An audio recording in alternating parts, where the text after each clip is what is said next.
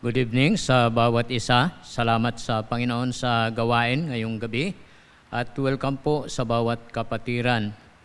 Purihin ng Panginoon na tayo po ay patuloy sa kanyang gawaing prayer meeting. Tayo po ay dumulog sa Panginoon sa panalangin. Salamat o Diyos sa pagkakataon muli na iyo pong pinagkaloob upang kami ay patuloy na makapag-aral na iyo pong salita para patin mo nawa ang bawat isa. At ikaw, Panginoon, patuloy manguna at mag-ingat sa amin pong gawain. Dalangin namin, O Diyos, ang pagkaloob mo ng proteksyon sa bawat isa. Kayo nawa ang magpala na gawain at kayo po ang aming maitaas, mapuri at maluwalhati sa gabing ito. Itong aming panalangin sa pangalan ni Kristo Jesus, naming Diyos sa tagapagligtas at sa kapangyarihan ng banal na Espiritu. Amen.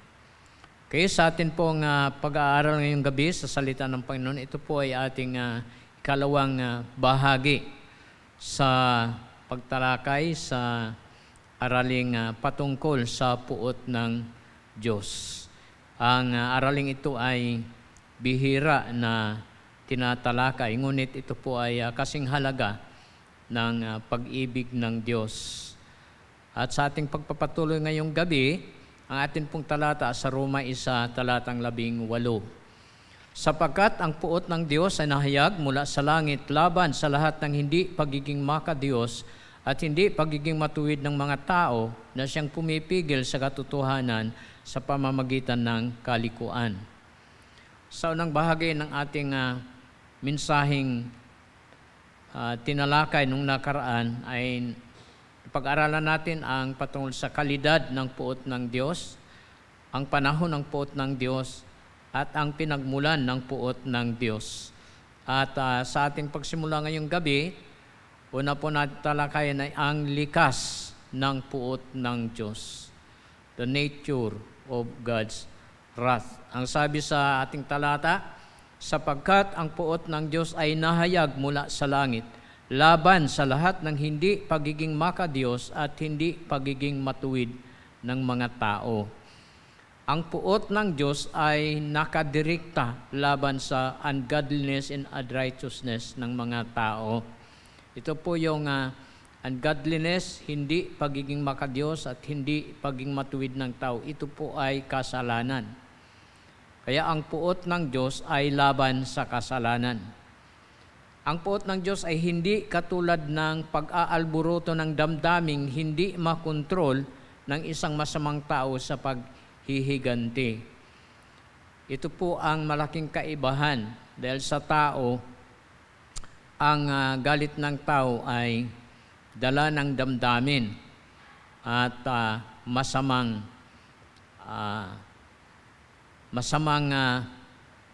gawain na hindi makontrol sa pagnanais maghiganti. Ang kahulugan ng mga salitang hindi maka-Diyos at hindi makatuwiran. Una po dito ang salitang hindi maka-Diyos or ungodliness, ito ay mula sa Griegong salita asebeia, nangahulugang nakasentro sa relasyon sa Diyos. So ang kasalanan ng ungodliness ay nakasentro sa relasyon sa Diyos. Ang Diyos ay napupuot dahil ang tao ay hindi nakaugnay sa Kanya. Sa Isaiah 59:2 ay sinasabi, kundi pinapaghiwalay ng inyong mga kasamaan kayo at ang inyong Diyos, at ang inyong mga kasalanan ay siyang nagpakubli ng Kanyang mukha sa inyo upang siya'y huwag makinig. Ito po ay dahil nagkasala ang tao at ang kasalanan ang siyang nagpahiwalay sa tao sa Diyos. Dahil ang Diyos po ay perpektong banal at dahil ang tao po ay nagkasala at siya po inahiwalay sa Diyos, yun po ang kamatayan spiritual. Kaya ang tao ay nilikha ng Diyos sa kanyang wangis at larawan.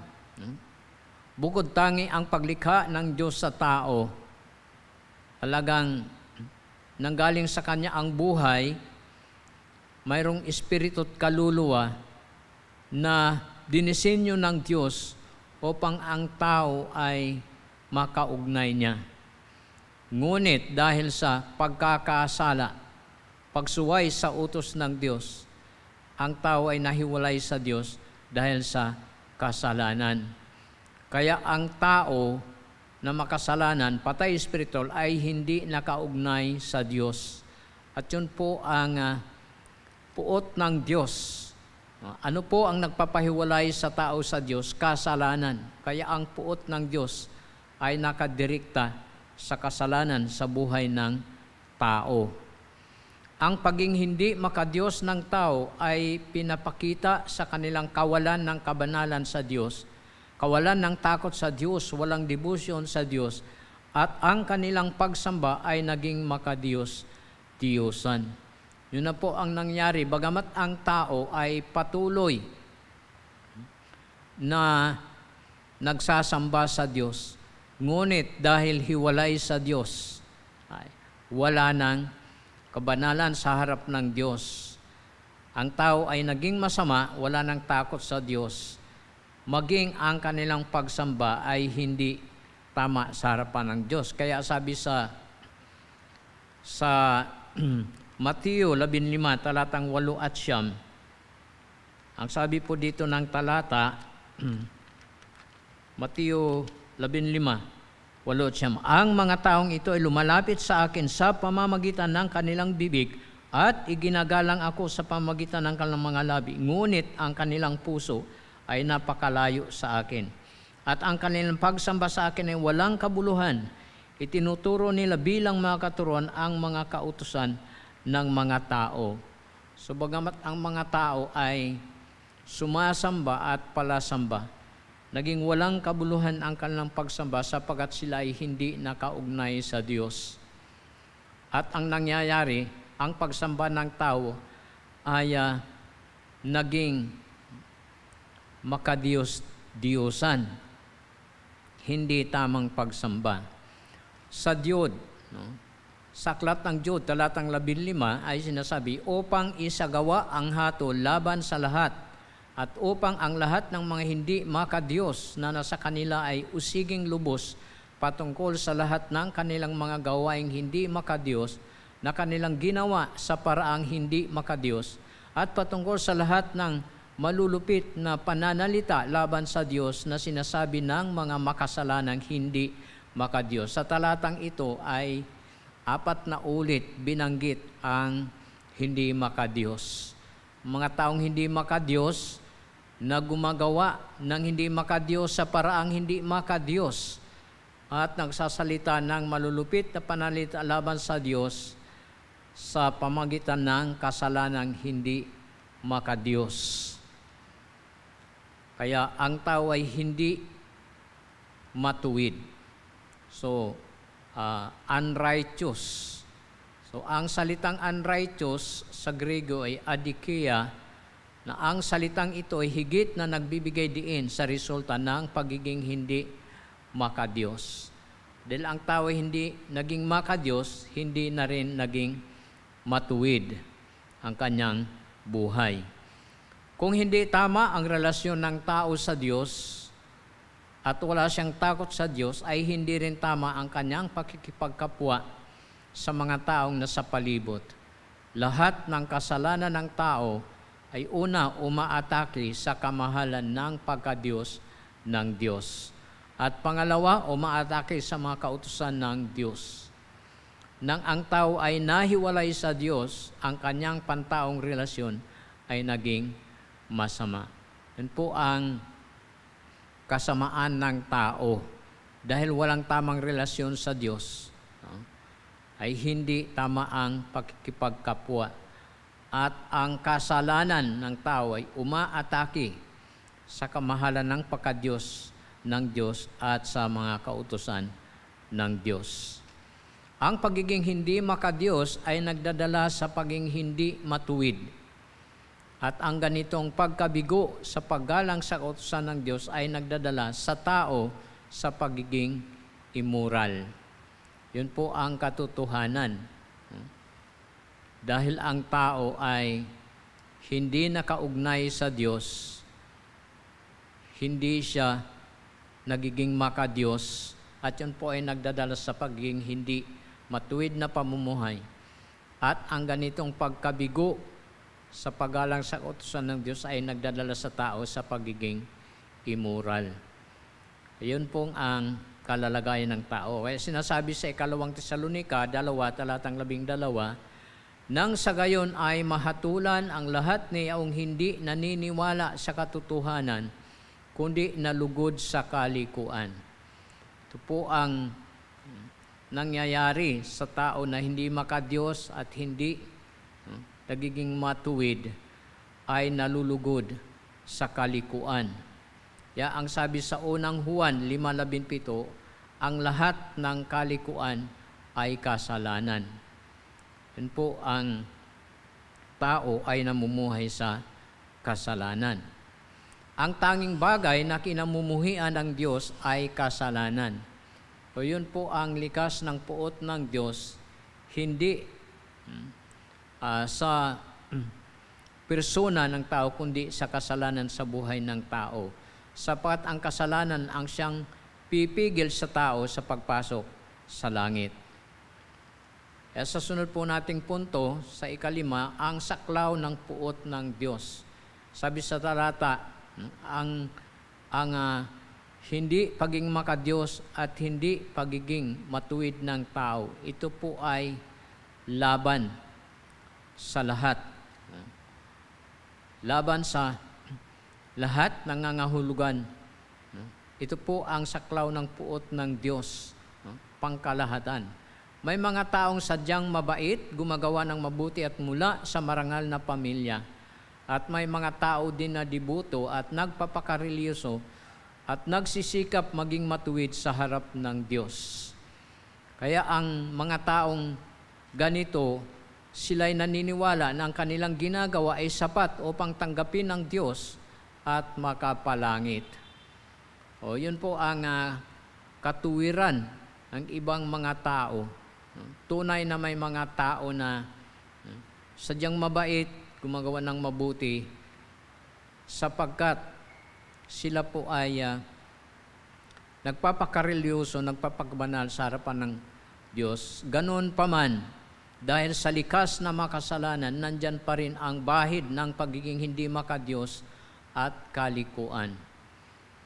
Kaya walang makapalangit, walang makakapasa sa pamantayan ng Diyos sa sariling paraan. Dahil sabi po sa Roma 3:23, sapagkat ang lahat ay nagkasala at hindi nakakaabot sa kaluwalhatian ng Diyos. So ano pa mang mabuting ginagawa ng tao, bagamat reliyoso, ngunit kung sa sarili lamang nakaparaanan at ginagawa, ay hindi maaaring makapagbigay luwalhati sa Diyos. Hindi makakapasa sa standard ng Panginoon.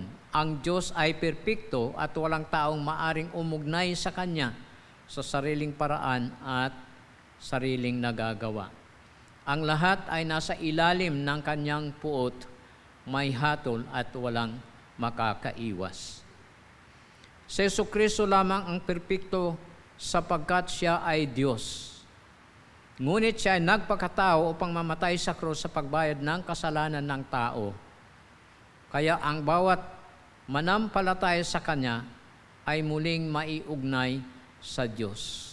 Kaya si Kristo lamang ang maaring makapag-ugnay sa tao sa Diyos. Ang Kanyang ginawa sa krus sa pagbayad ng kasalanan, yun lamang ang tanging paraan upang ang tao ay muli may ugnay sa Diyos. Kaya ang sabi niya sa Juan 14:6, ako ang daan, ang katotohanan at ang buhay. Walang sinumang makakapunta sa Ama maliban sa pamamagitan ko. Yun po ay malinaw na sinasabi ng ating Panginoong Hesukristo. Walang makakapunta sa langit. Walang makakapunta sa Ama maliban sa Kanya, sapagkat siya lamang ang daan, ang katotohanan at ang buhay. Kaya ang tao ay dapat manampalataya kay Kristo. Si Kristo ang kilalanin na tagapagligtas at manunubos ng buhay. Siya lamang ang daan upang ang tao ay muli may ugnay sa Diyos. Sa pang-anim po, ang sanhi ng puot ng Diyos. Sabi po sa talata, pinipigilan ang katotohanan sa pamamagitan ng kalikuan. So ito po ang masamang ginagawa ng tao dahil sa kanilang pagiging hindi makadiyos at pagiging hindi matuwid, ay pinipigilan nila ang katotohanan sa pamamagitan ng kanilang kalikuan. Sa halip na kanilang tanggapin ang katotohanan, sapagkat ang katotohanan ang magpapalaya sa bawat tao sa ilalim ng pagkaalipin sa kasamaan, kasalanan, at kapangyarihan ng dyablo. Ngunit ang ginagawa ng tao ay pinipigilan ang katotohanan. Dahil ang sabi po sa Juan 3:11, at ito ang hatol, ang ilaw ay dumating sa sanlibutan, ngunit inibig ng mga tao ang kadiliman sa halip na ang ilaw, sapagkat ang kanilang mga gawa ay masasama. Kaya ang tao ayaw nilang mawala sa kanila ang kanila pong bisyo o gawaing masama sa pamumuhay makamundo, sapagkat diyan sila nag-i-enjoy dahil sila po ay nasa ilalim ng kapangyarihan ng kasalanan. Kaya ayaw nila sa katotohanan. Kaya dumating ang Panginoong Hesus dito sa sanlibutan bilang ilaw na magbigay liwanag sa buhay ng mga taong nasa kadiliman. Ngunit sabi dito, inibig pa ng mga tao ang kadiliman. Ang ibig sabihin ay pinili pa ng tao ang buhay sa kadiliman dahil sa kasalanan, sa halip na sila po ay lumapit sa ilaw, lumapit sa Panginoon, tanggapin ang katotohanan, ang ginawa ng Panginoon para sa bawat isa. Ngunit sa halip, sila po ay nagpatuloy sa kanilang kasamaan. Kaya dito sa letter A, pagpigil sa katotohanan. Ang katotohanan ay inaatake. Yun po talaga ang katotohanan. Malakas ang kasalanan sa puso ng tao na inaatake ang katotohanan. Kaya kung maalala po natin sa Hardin ng Eden, sa unang tao, malinaw na sinabi ng Diyos sa kanila ang kanyang salita. Ngunit sa halip na kanilang sundin ay kanilang sinuway at sila ay nagkasala. So nilabanan nila ang katotohanan ng salita ng Diyos. Kaya tinanggihan nila ang katotohanan, ang tama. Sa halip sila po ay sumuway, sinunod nila ang kasinungalingan, kaya ang tao ay nahulog sa pagkakasala. Ang pangunahing katotohanan, ito may mga fundamental truths ng Panginoon, ay palaging inaatake ng kasalanan.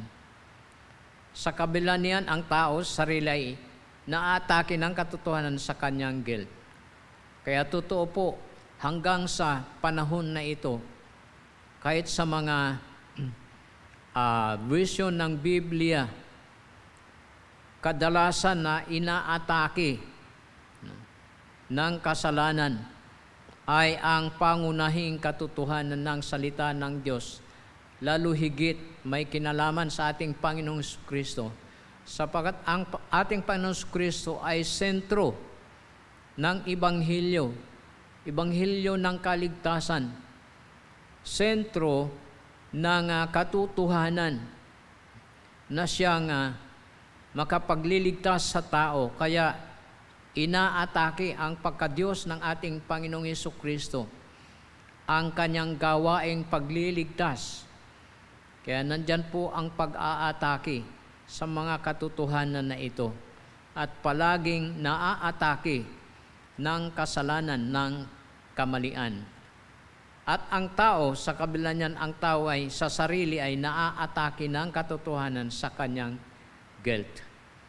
Kaya ang tao ay guilty dahil sa kasalanan, at siya ay naatake ng katotohanan.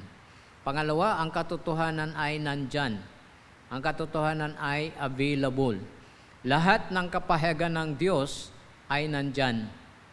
Ngunit pinipigilan ng tao. Kaya ang sabi po sa Roma, Kabanatang 1, talatang 19 at 20, ang sabi po dito ng talata, dahil dito ang maaaring malaman mula sa Diyos ay maliwanag sa kanila sapagkat inihayag ito ng Diyos sa kanila.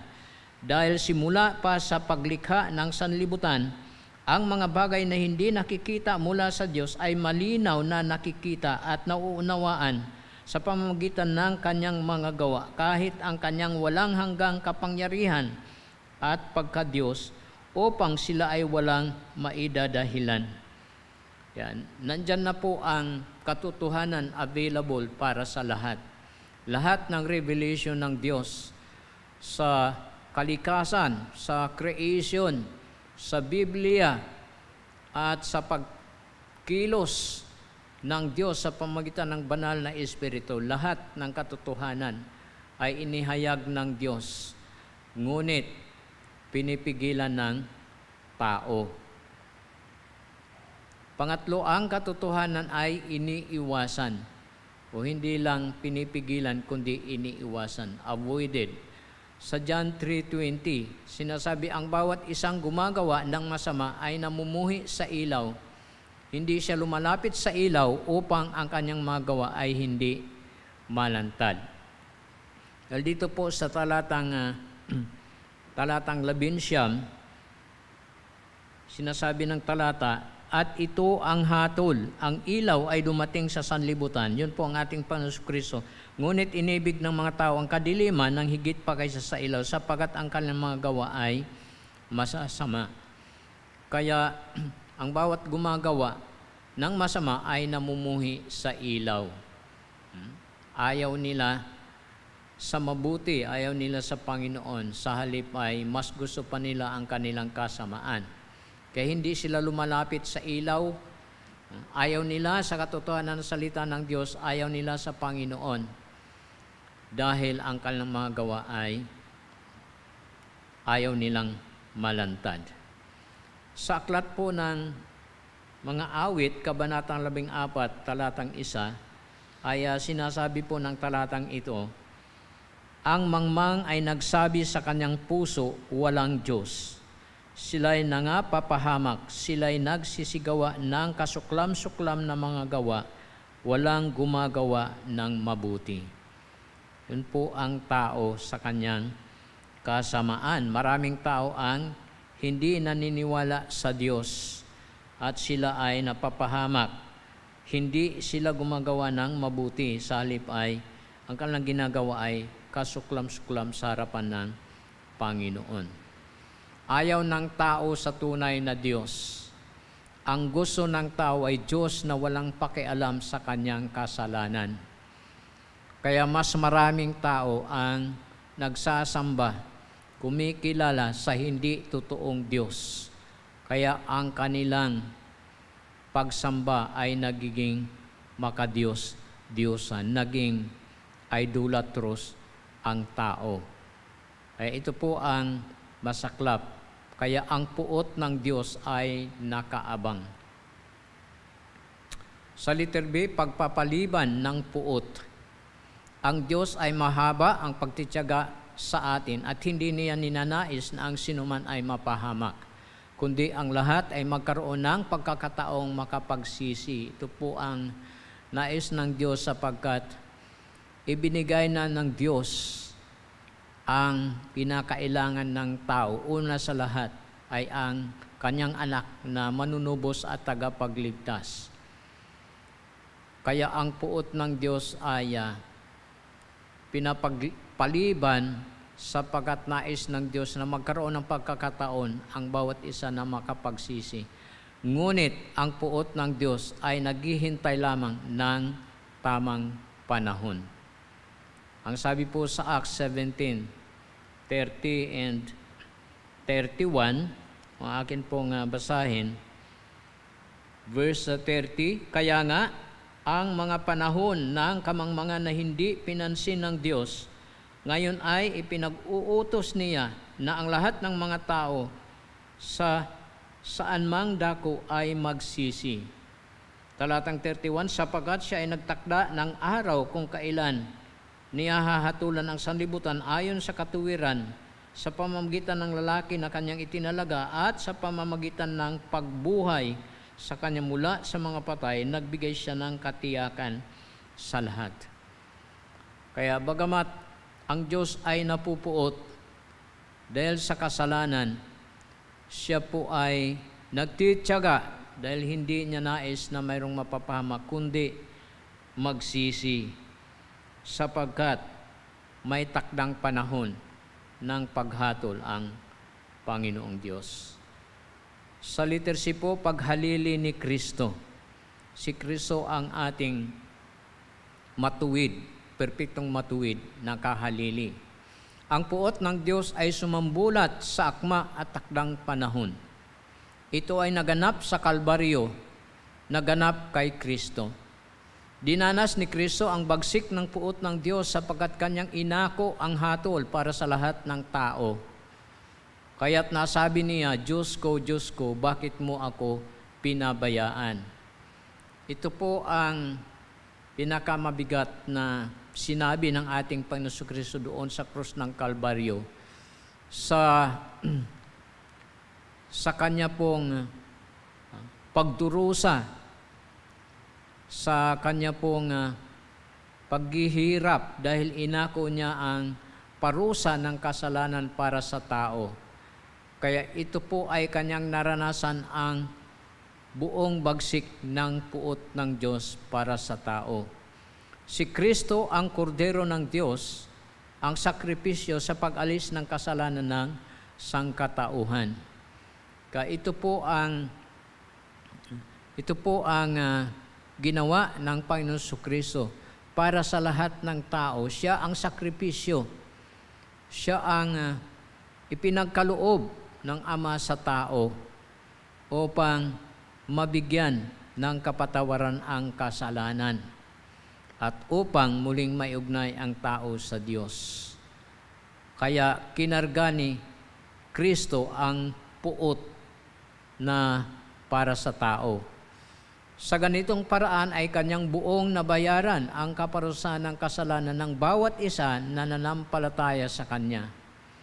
So ang sakripisyo, pag-alay ng Panginoon Kristo ng kanyang buhay sa pagitan ng kanyang kamatayan sa krus, ito po ay naging katanggap-tanggap sa Ama.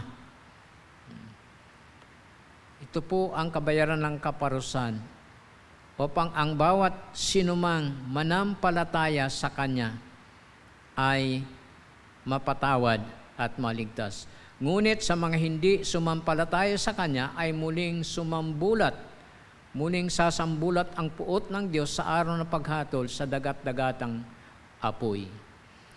Kaya ang hindi sasampalataya sa Panginoon Kristo ay dala-dala pa rin niya ang puot ng Diyos at sa takdang panahon ay muling sasambulat upang siya ay hatulan patungo sa apoy na walang hanggan. Kaya sinasabi sa John 3:36, siya na sumampalataya sa anak ng Diyos ay may buhay na walang hanggan. Yun po ay langit. Ang hindi sumasampalataya sa anak ay hindi makakita ng buhay, subalit ang puot ng Diyos ay nananatili sa kanya. Yun po ang katotohanan. Kaya sa atin pong pagwawakas ngayong gabi, ang bagsik ng puot ng Diyos ay nahayag kung saan ang Ebanghelyo ay nagsimula. Yun pong ginawa ng ating Panginoon Kristo sa krus. Yun po ang Ebanghelyo. Christ died for our sins according to the Scriptures. Ngunit, doon po, dinanas ng ating Panginoon Kristo ang bagsik ng puot ng Diyos. Dahil sa kanyang pinasan, ang bigat ng kasalanan ng buong sangkatauhanan. Ngunit alalahanin po natin na may mabuting balita na si Kristo ang sumalo sa buong ningas ng puot ng Diyos para sa lahat. Ito lamang ang tanging paraan na makapagpahupa ng puot ng Diyos sa kanila na nananampalataya sa Kanya. Kaya ang sinumang nananampalataya sa Panginoon Kristo, wala nang kahatulan dahil wala nang puot ng Diyos. Ang kasalanan ay nalinis, napatawad sa dugo ng Panginoon Kristo. Kung tanggapin mo ang katotohanan ng Kanyang paghalili para sa iyo, ikaw ay wala ng hatol na haharapin. Gayon po yung mga umaasa sa kanilang reliyon, sa kanilang sariling ginagawa, kabaitan at kabutihan, sa kanilang pagpapabanal sa harapan ng Panginoon. Hindi po yan ang naaayon sa katotohanan na si Kristo ay naging kahalili sa iyong buhay, kahalili sa pagpasan ng bigat ng puot ng Diyos kaparusahan ng kasalanan, at hindi pa rin naaalis sa tao ang puot ng Diyos. Sa John 3:18, ang sumasampalataya sa Kanya ay hindi hinahatulan, ngunit ang hindi sumasampalataya ay nahatulan na, sapagkat siya ay hindi sumampalataya sa pangalan ng bugtong na anak ng Diyos. Kaya ito po ang mensahe sa atin ngayong gabi. Huwag pigilan ang katotohanan sa pamamagitan ng iyong kalikuan. Sa halip ay ibahagi ang katotohanan sa mga iba. Kaya ang pumipigil ng katotohanan ay ang masamang pamumuhay ng tao na wala sa katotohanan. Kaya tayo nawa ay maging instrumento ng katotohanan ng Diyos upang maipaabot sa mga iba, lalo na sa mga taong wala pang kaligtasan at patuloy na taglay ang puot at kahatulan ng Diyos. Kaya purihin ang Panginoon sa Kanyang paalaala at muling hamon sa atin, dahil hindi po simple ang problema ng tao patungkol sa puot ng Diyos. Ngunit ang Diyos ay pag-ibig at hindi niya nais na ang tayo mapahamak, bagkus nais niya na ang sinuman ay maligtas, at sa pamamagitan ng pananampalataya lamang sa Panginoong Hesukristo, ang tanging daan, ang tanging katotohanan at buhay. Purihin ang Panginoon, at tayo po ay dadako sa atin pong pananalangin ngayong gabi. Okay, tayo manalangin. Diyos Ama, Diyos na nasa langit, makapangyarihan sa lahat, salamat muli sa gabing ito na kami po ay makadulog sa iyong trono ng biyaya sa pananalangin. Amin pong pinasasalamatan, O Diyos, ang lahat mong kabutihan, lahat mong katapatan na aming naranasan sa nakaraang mga araw. Sa iyo pong pagliligtas sa amin, dahil sa iyong protection sa anumang kasamaan at kapahamakan, sa aming mga lakad, sa aming mga ginawa, at sa aming mga kalalagayan. Pinupuri ka namin, pinasasalamat sa maayos naming kalalagayan hanggang sa oras na ito. Salamat din, O Diyos, sa gabay patnubay, at ganun din, Panginoon, sa kalakasan at kalusugan pinagkaloob mo sa amin. Nagawa namin ang mga bagay na amin pong nagawa, lalo na, O Diyos, ang gawaing paglilingkod sa iyo. Salamat din sa provision ng amin pong mga pangangailangan sa araw-araw at iba pang mga mahalagang pangangailangan. Nakaraos kami dahil sa iyo pong biyaya at mga pagpapala. Salamat din, Panginoon, maging sa maayos na kaisipan at kalusugan ng aming pangangatawan. Sa iyo pong mga ginawa sa aming buhay sa kabila ng amin pong kahinaan at pagiging makasalan, papasalamat kami sapagat ang iyo pong biyaya ay saganat higit sa aming pangangailangan higit sa aming kasalanan. Kaya ang lahat ng papuri at pasasalamat ay sa iyo lamang namin ni aalay sa gabing ito. Salamat muli sa pagkakataon na may panalangin po namin ang aming iglesia, ang First Baptist Church of Manila, lalo na sa darating na Sunday sa mga gawain, sa aming mga worship services at iba pang mga activities. Panalangin namin dakilang Diyos na kayo po ang patuloy kumilos at gumawa, lalo na sa amin pong mga speakers sa darating na Sunday, sa amin pong mga pananambahan sa early worship service, sa mid-morning worship service, at maging sa whisper worship service.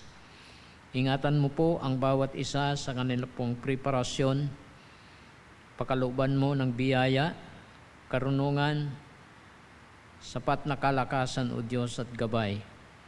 Nawa ang iyo pong salita ay maihayag, maging pagpapala sa bawat mga anak mong makikinig. Sa amin pong mga Sunday Bible School, panalangin po namin ang bawat departments, ang iyo pong mga guro na ginagamit sa kanila din pong pag-aaral ng lesson. Ingatan mo po ang bawat isa at pagkalooban ng kalakasan at katalinuhan. Nawa Panginoon, sila po ay maging kagamit-gamit sa pagdala ng iyo pong salita sa bawat estudyante ng aming Sunday Bible School. Panalangin din po namin dakilang Diyos ang mga auxiliary groups ng amin pong iglesia, sa mga kabataan, sa mga senior citizen, at sa adults, sa lahat po ng mga fellowship ng amin pong iglesia, kayo naman ang magpala. Ganon din, Panginoon, panalangin po namin ang spiritual na paglago ng aming iglesia at ang katatagan. Lalo, Panginoon, ang iyo pong pag-iingat. Nawa dakilang Diyos, ang amin pong iglesia ay papatuloy na maging matatag. Dalangin din namin ang financial na pangangailangan upang patuloy suportahan, lalo na ang mga pangangailangan sa mission, pangangailan ng mga missionaries dito po sa aming bansa at maging sa ibang mga bansa, dakilang Diyos. Kayo nawa ang magpala, Panginoon, ng mga kapatiran, patuloy makapagsuporta sila sa financial na aspeto ng amin pong iglesia, maging sa pangangailangan sa loob ng aming iglesia. Ikaw nawa ang mag-provide, O Diyos. Panalangin din po namin sa gabing ito ang mga pastors at mga workers, mga CE staffs ng amin pong iglesia. Kayo po patuloy, O Diyos nawa, magkaloob ng kalakasan sa bawat isa, kalusugan physical, at patuloy, Panginoon, na magiging kagamit-gamit sa iyo pong gawain. Panalangin po namin ang kalalagayan ng bawat isa, kayo ang magkaloob ng kalusugan, at kayo din po, Panginoon, ang patuloy na gumabay at tumulong sa bawat isa, lalo na sa mga pag-aaral ng iyong salita, upang sa ganun ay maging kagamit-gamit at maging epektibo, Panginoon, sa bawat involvement sa ministry. Kayo din po, Panginoon, ang patuloy mag-ingat sa bawat mga manggagawa mo. Sa amin pong mga membro ng iglesia, panalangin din po namin ang kalusugan ng bawat isa. Dalangin namin ang protection at safety ng bawat isa sa bawat lakad at sa bawat sitwasyon saan man. Hiling po namin, O Diyos, ang iyo pong pag-iingat. Ganon din sa trabaho at sa lahat ng uri ng pangkabuhayan, sa mga negosyo ng mga kapatiran. Kayo po ang magpala sa kanila pong mga pagtatrabaho at sa kanilang pagninegosyo. Panalangin din po namin, O Diyos, ang aming kapatiran, at kung sino man po ang may karamdaman sa mga panahong ito. Dalangin po namin ang iyong pagpapagaling. Sa mga nasa recovery, nawa kayo po ang tumulong o Diyos na sila po ay lubos na makarecover sa kanila pong karamdaman. At ingatan mo nawa ang bawat isa po sa amin, bawat mga kapatiran laban sa karamdaman sa panahong ito. Aming dalangin din na aming mga senior citizen, lalo na Panginoon sa kanilang pong mga kalalagayan sa araw-araw, ang iyong proteksyon sa kilos at pamumuhay ng bawat isa. Dalangin namin ang pagkaloob mo ng kalusugan at kalakasan, pag-iingat. Ganon din ang provision mo sa pangangailangan, lalo na sa gamot at check-up sa doktor, sa maintenance para sa ikabubuti ng pangangatawan ng bawat senior citizen. Kayo magkaloob ng kapayapaan at katiwasayan, kapanatagan sa buhay ng bawat isa. Ano man po ang mga nararamdaman, nawa Panginoon kayo pong magkaloob ng kaginhawahan at higit sa lahat, Panginoon, ang patuloy din na pagpapalakas sa kanila pong titiwala at pananalig sa iyo. Sa mga kapatiran po namin nakakaranas ng anumang mga suliranin problema at anumang mga concerns sa buhay, sa pamilya, sa iyo po namin inilalapit, dakilang Diyos. Ikaw lamang ang makatulong, ikaw lamang ang may kakayahan, Panginoon, sa pagbigay solusyon, paglutas ng mga problema o pagtugon ng mga kahilingan at mga pangangailangan. Panalangin namin, dakilang Diyos, ang Thursday class bukas. Sa iyo pong pangunguna, patuloy pagkilos, paggawa at pag-iingat sa mga kapwa kamanggagawa, kapatiran na paparito sa pagdalo sa klase bukas. At dalangin namin ang pag-aaral ng iyong salita kay Noah ang magpala at sa paggamit, Panginoon, ng iyong pong lingkod upang magturo sa pamamagitan ng Pastor Rene, Panginoon, ang mga estudyante sa klaseng ito ay lalong matuto at lalong maging kagamit-gamit, Panginoon, sa iyo pong gawain. Salamat din sa amin pong prayer meeting na nagpapatuloy. Kayo po ang magpala nito, lalo na sa mga salita na itinuturo, na ito po ay makakatulong sa bawat tagapakinig, magbigay ng kalakasan at paglago din sa katotohanan ng iyong salita. Panalangin namin ngayong gabi ang mga Bible studies at outreaches sa grupo nila Pastor Rene, Pastor Jess sa San Mateo. Salamat sa gawa na yung binuksan at pagdagdag mga taga-atin, Panginoon, sa pag-aaral ng iyong salita, pagtuturo sa mga bata. Kayo nawa ang magpala ng gawaing ito at ganun din, Panginoon, sa UP Bliss Villanueva Residence. Salamat sa gawain at ang iyong mga tagapagturo mula po sa aming iglesia ay patuloy po ninyong gamitin ng iyong salita ay maihayag upang matutunan ng mga bata at makilala nila ang Panginoon Kristo sa kanilang buhay. Salamat din sa pagsimula ng gawaing pananambahan sa hapon. At kayo din po patuloy magpala at salamat din po sa iyong lingkod, si Pastor Bong, na ginagamit sa gawaing ito. Ganon din, Panginoon, panalangin po namin ang aming mga Bible school sa Lubao, sa Quezon, sa iba pang mga Bible schools dito po sa Luzon, sa Visayas at sa Mindanao. Dalangin po namin ang pagpuproduce, Panginoon, ng bagong mga manggagawa, mga pastors. Kinakailangan, lalo sa panahong ito, kulang ang mga manggagawa at maraming gawain.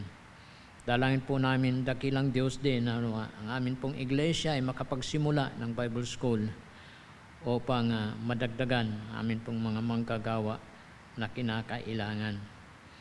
Panalangin namin ang mga missionaries, mga missions, ay po, Diyos, ang patuloy na kumilos at gumawa sa pag-akay ng mga kaluluwa sa kaligtasan kay Kristo sa pamamagitan po ng iyong mga lingkod na nagtalaga ng kanilang mga sarilit buhay sa gawaing misyon sa iba't ibang dako. Dalangin namin ang iyong proteksyon, gabay at pangunguna sa bawat isa, pagbigay ng katatagan at kalakasan sa mga panahon na nakakaranas ng pagsubok at kahirapan. Nawa Panginoon, kayo po patuloy din na magkaloob ng pangangailangan lalo na ng buong pamilya ng mga missionaries. At dalangin namin na ikaw, Panginoon, asya pong kikilos at gagawa para sa kaligtasan ng mga tao. Panalangin din namin ang provision mo ng pangangailangan. Sa amin pong pagpapatuloy, dalangin namin ang aming gobyerno sa gabing ito, Diyos, lalo na ang amin pong mga leaders sa pangunguna ng aming President Marcos at ganun din sa ikalawang Pangulo, si Vice President Sara Duterte Carpio. At iba pa naming mga leaders, Panginoon, mga sekretaris sa mga nasa kabinete, dalangin namin ang iyo pong gabay patnubay sa kanilang panunungkulan. Nawa, Panginoon, ay hipuin mo ang kanilang mga puso upang magkaroon sila, Panginoon, ng katapatan sa paglilingkod sa sambayan ng Pilipino sa pamamagitan ng kanila pong kakayahan at kaalaman na sila ay makakatulong sa ikauunlad ng aming bayan. Dalangin namin ang pagkakaroon ng peace and order, lalo na sa panahong ito, Panginoon, na aming bansa ay nahaharap din sa mga problema na may kinalaman sa ibang mga bansa. Panalangin namin ang iyong divine intervention, dakilang Diyos, pag-iingat sa aming bansa at paggabay patnubay sa mga hakbangin na kinakailangan upang maproteksyonan ang aming bansa at magkaroon ng kaayusan at kapayapaan. Panalangin namin ang ekonomiya ng aming bansa, lalo na sa panahong ito na pataas ng pataas ang presyo ng mga bilihin. Kami, Panginoon, ay umaasa lamang sa iyo. Alam namin, hindi mo kami pababayaan. Kaya tulungan mo rin ang amin pong agrikultura na makapag-produce, Panginoon, ng mga produkto na makatulong sa pamumuhay ng sambayan ng Pilipino. Ganon din, Panginoon, ang sa Departamento ng Edukasyon sa aming bansa sa pagbitiw ng pagiging sekretary ng aming Vice Presidente sa anumang kadahilanan. Dalangin namin ang maging kapalit nito, Panginoon, na maging kagamit-gamit din, maging makatulong sa edukasyon ng amin pong mga estudyante. Kaya sa iyo lamang namin nilalapit ang mga bagay nito, maging sa iba pang mga bahagi, Panginoon, ng amin pong gobyerno, sa mga pamunuan. Lahat ay nilalapit namin sa iyo. Ikaw lamang ang makakatulong. Kailing po namin ang iyo pong pag-intervene, dakilang Diyos. Lalo na sa mga pagsugpo ng mga illegals, mga katiwalian, corruptions, at mga krimen. Lalo na sa panahong ito, O Diyos, sa mga usapin patungkol sa bagay na ito, nawa ay gabayan mo ang amin pong mga Senado, Kongreso sa paglutas, Panginoon, ng mga problema patungkol sa mga illegal sa aming bansa. Panalangin din po namin, dakilang Diyos, sa gabing ito ang kaligtasan ng amin pong mga mahal sa buhay, kaligtasan ng mga Pilipino dahil sa ang kahatulan ay darating. Maging ang kaligtasan ng Israel, kaligtasan ng mga tao sa buong mundo. Dalangin po namin ang iyong pong programa sa abot ng mga kaluluwa kay Kristo. Panalangin po namin, dakilang Diyos, ang iyo pong pagkilos paggawa sa tulong ng banal na Espiritu. Naway madagdagan pa, Panginoon, ang mga missionaries, madagdagan pa ang mga kapatiran sa pagbahagi ng katotohanan ng iyo pong salita. Pagkaloob mo sa amin, Panginoon, ang mga oportunidad, ang mga pagkakataon na makapahagi ng Ibanghilyo, katotohanan para sa kaligtasan. Kaya nagpupuri kami at nagpapasalamat sa aming Panginoong Jesucristo na siya lamang ang tanging daan, katotohanan at buhay. Na siya lamang nawa, Panginoon, ang mangisintro ng aming buhay, mangisintro ng aming minsay, na siya lamang, Panginoon, ang amin pong maibahagi sa ibang mga tao. Kaya nagpupuri kami at nagpapasalamat sa gawain ngayong gabi. Ito lahat ay aming panalangin sa pangalan ni Jesucristo na aming Diyos at tagapagligtas at sa kapangyarihan ng banal na Espiritu. Amen. Kaya maraming salamat at magandang gabi muli sa bawat isa sa atin.